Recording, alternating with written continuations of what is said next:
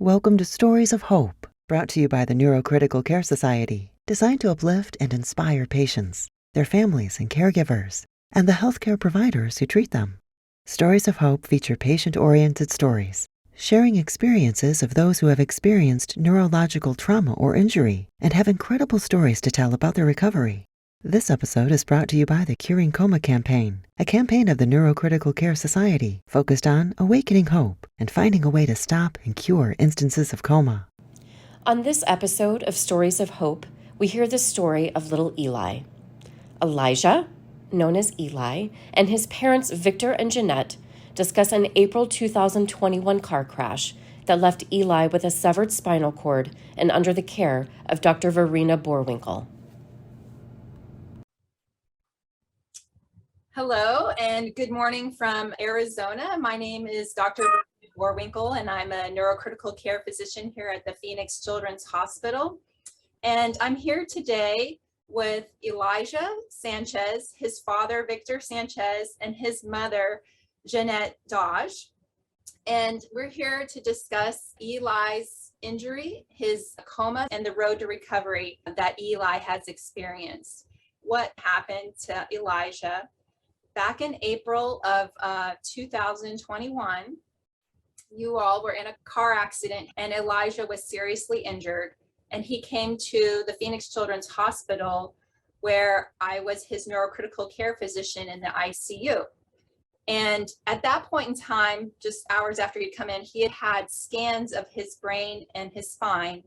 And most unfortunately, they showed a very serious injury to where his spinal cord meet his skull, that the bones had detached there and that the spinal cord was nearly severed. It was very severe. And the checkout that I got from the physicians who had been taking care of him hours before was that this was a fatal injury and that he is not expected to survive. When I first examined Elijiah, he had only one brainstem reflex left, and otherwise he was completely unresponsive on all of his physical exam markers. And that was a small reaction of his pupil on one side. It was very clear that he was in great peril. And I actually also did not expect him to survive. Due to this exam finding, we launched the panel of tests that we do to get a handle on the brain function. What we're looking at here is the panel of tests that Eli received. What's new about the test that he got is a task-based functional MRI and a resting state functional MRI, and then all the sort of regular tests. And so what was new about adding the task-based MRI is that we were asking him to do things while he was in a regular MRI scanner. Now, we weren't expecting him to actually move, but what we were hoping for is to see brain activation. So if we would ask him to move his hand, then the hand network would light up in the scanner. During that first week when we did this scan, none of those networks lit up except for his vision network. However, we did see these abnormal networks that you see here on the left. Those networks that with this red graph is the time of the network signal, and it's very time-based signal. It's very fast and erratic, which to me looked a lot like the children who had severe epilepsy. However, his EEG was not showing seizures. Because everything looks so poor with only one real network showing up and his exam looking so bad, all the team agreed that we would give him some heavy-duty seizure medication. And so for 3 days, we gave him loads of phenobarbital, which is a common medication that we use for children who are in status epilepticus.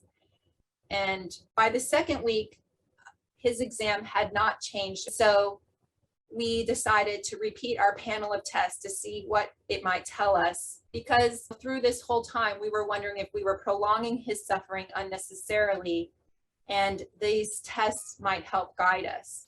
And so what we saw on the second test was surprising, because when we asked him to repeat words, his language network lit up. And when we asked him to move his body, his motor network lit up. And we asked him to do several other things, and we asked him to do them several times, and we asked him to stop do them several times. And so he had to perform this on command. As you can see, there was a lot of normalization of the time signal. This is the red graph on the right, of those networks. This is an example of the time networks. And so those seizure looking networks nearly resolved, and all of his major networks were now apparent, except he on exam wasn't able to move to command, and still most of his brainstem reflexes were not present. The team asked ourselves, what should we do with this information, and should we present it to the family? And there was much team discussion, including our ethicist, and ultimately we determined that the best thing to do was to discuss it with the family to help guide the decisions. During this early period of time, both of you were also at other hospitals being taken care of yourselves. I would like to hear from you what your impression was when you saw Eli, what you were being told, how you felt about it.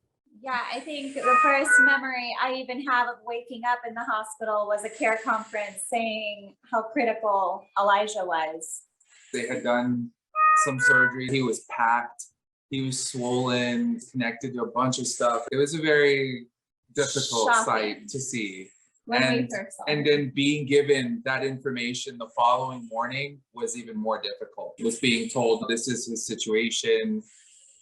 Maybe you could tell us a bit about what decisions you were being asked to consider the information about. What were those decisions? There were suggestions on letting him go, potentially donating his organs to other children who could benefit from them, but because his injury was so severe. Because his injury was so severe and everything else in his body was still perfectly intact. But we know our son, we know how strong he is, and that MRI really gave us like hope. Yeah. When we found out that. Knowing that information, finding out that information, that there is still a connection there, that he can still see or that he could hear, that's what we needed to know that we wanted to move forward with taking care of him and seeing him along his recovery. My first thought was if he can comprehend commands, he can comprehend what's going on right now. Mm-hmm. Right. Yeah, and I might add in, we didn't know that just because he could do these commands within the MRI machine and light that up, we didn't know if that would mean he would still be able to ever show us through his body if he would look awake ever and look like he could interact with us. And at that point in time, and still to this day in our ICU, we don't have the capacity to be able to interpret someone's commands outside of the scanner. And one of the things that we all worried about on the care team side was, now we think he's conscious, even though we can't see that he's conscious, this so-called covert consciousness, if you will. But might that mean that if he's suffering, we wouldn't be able to know? And not knowing if he would actually wake up, then the quandary was, how long do you wait? What should we do?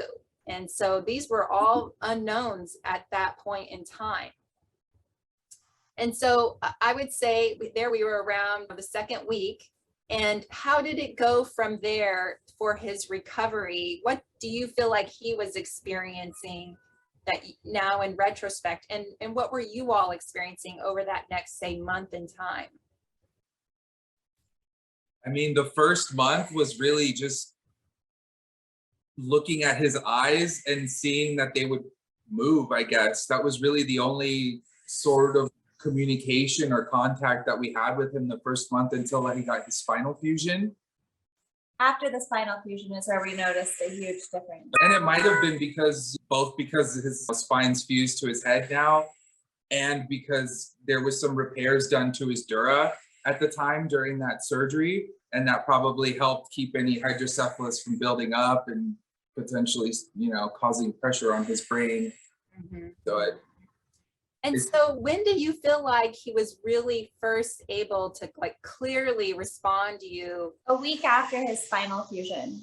So that would have been I think 6 weeks into this. 6 weeks after the accident, I'd say. Yeah. Yeah. We would see tears coming out of his eye while he was asleep. And it was while we were talking to him. So that to us at the time was like, maybe he's listening or can hear or understand us. And when we asked him recently, what's the first thing that you remember when you were in the ICU? He remembers hearing his mom's voice, just talking to him. and everything was black, is what he said. It was just black, and his mom's voice was talking to him. Wow. And then you woke up after that, right? Like I might say, as the doctor, we're learning. This is all new technology, and he is the first child in an ICU setting to have had a task-based functional MRI and resting state performed at the same time for us to clue in on what condition he was in and treat his networks and then see improvement. This is the first in the world of this happening during the acute phase of the coma. We as his doctors had a great pause in understanding that this was new and letting you know what our level of certainty was, which was quite low, and doing the best we could with the information. And I think also trying to not inflate the information or let you get too hopeful. And on the one side, we know very much that you love him so much, but we also know that you wouldn't want him to suffer unnecessarily. However, if there was a chance, then we could all look at that together and guide through that information and see where we went. 6 weeks is a long time to not respond clearly. And we didn't know that after his fusion that would he be better? We didn't know. And so I think that even understanding that we put him through a procedure that it itself can threaten his life and cause unnecessary suffering. So all of these types of surgeries, I think, were in question as to whether or not we should do them. However, that we had these tests, I think it helped us understand that it might be worth the risk. Would you agree with that?